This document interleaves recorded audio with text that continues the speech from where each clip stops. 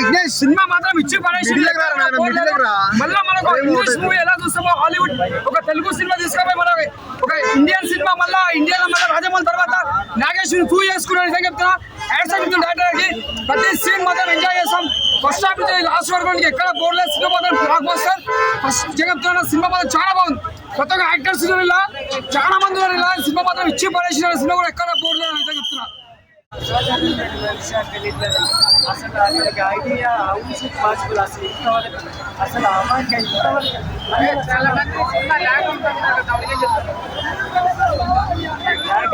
First half story telling చెప్పినప్పుడు log అనిపిస్తుంది. కానీ ఒక్కసారి సెకండ్ హాఫ్లో మనల్ని తీసుకెళ్ళి ఆ కాంప్లెక్స్లో పడేస్తారు.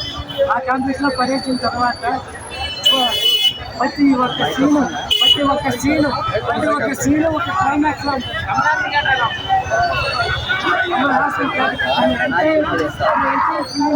కెరీర్లో ఇలాంటి పాత్రను చేయలేదు. ఇలాంటి పాత్ర 2008-98 ఆ ఫీల్ వస్తుంది. బట్ ఒకటి 3D గ్లాసెస్ అంటా ఉంటే గుర్తొస్తుంది. ఈ మూవీ నాకు తెలిసి 3D అంత అవసరం లేకపోవచ్చు. సో 2D బెటర్ అనమాట. హ్యాపీగా అమౌంట్ ఎవరైనా కొంచెం సేవ్ చేసుకోవాలంటే 2Dలో రండి.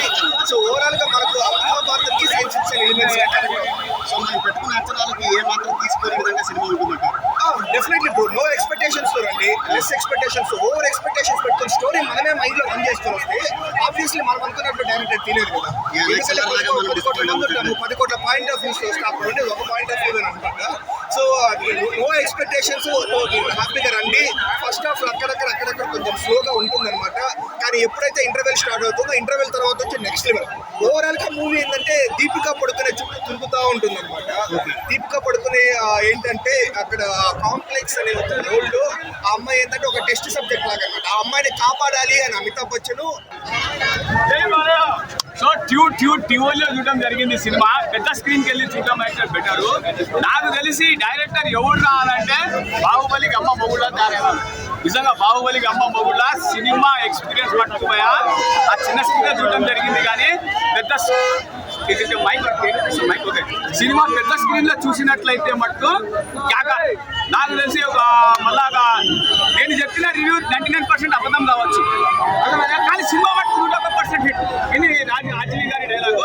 దాని తర్వాత ప్రభాస్ గారిని ఒక 10 తొక్కాల మళ్ళీ తొక్కితే కానీ ఇంకొక 2,000 కోట్లు 3,000 కోట్లు సినిమా వచ్చేస్తుంది. దెర్ ఇస్ నో ప్రాబ్లం అండి.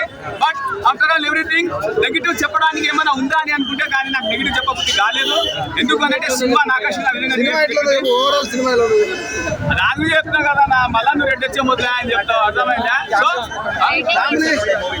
సో అదే 10 గంటలు తొక్కాలంటే మళ్ళీ రాజమౌళి కావాలా? సో అదొక రాజమౌళి రేటింగ్ నేను రేట్ పెట్టి కొట్టిన టికెట్ కి రేట్ పెట్టి కొన్నా. రేటింగ్ ఫ్యామిలీ ఆడియన్స్ ఖచ్చితంగా చూడొచ్చు. ముసలి ఉతక పిల్ల పితక తల్లి జల అందరూ చూడొచ్చు. ఎటువంటి అందులో మూవీలో హైలైట్ వచ్చే కెమియర్ రోల్స్ హైలైట్. అర్థమైందా? ఒక అర్జున్ రెడ్డి ఉన్నాడా లేకపోతే అర్జునుడు ఉన్నాడా అనేటువంటిది మీరు ఫైండ్ అవుట్ చేయాలి. దేవరకొండ చూపించాడు అన్నారు. దేవరకొండకి సూపర్.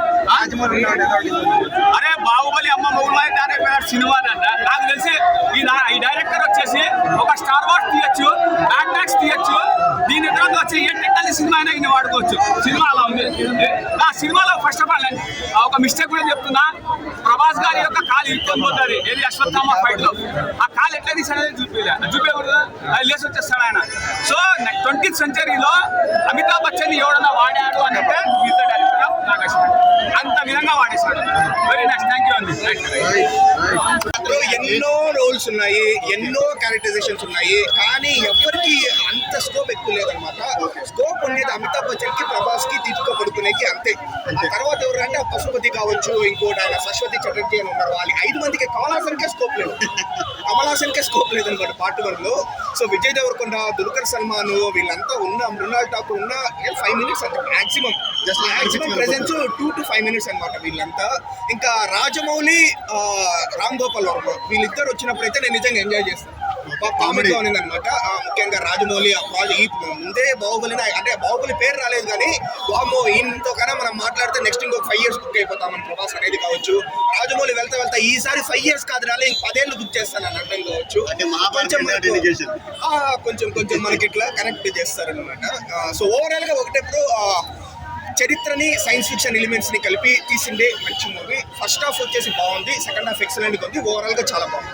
రేటింగ్ మీ యావరేజ్ రేటింగ్ నేను 4 ఇస్తాను. Thank you.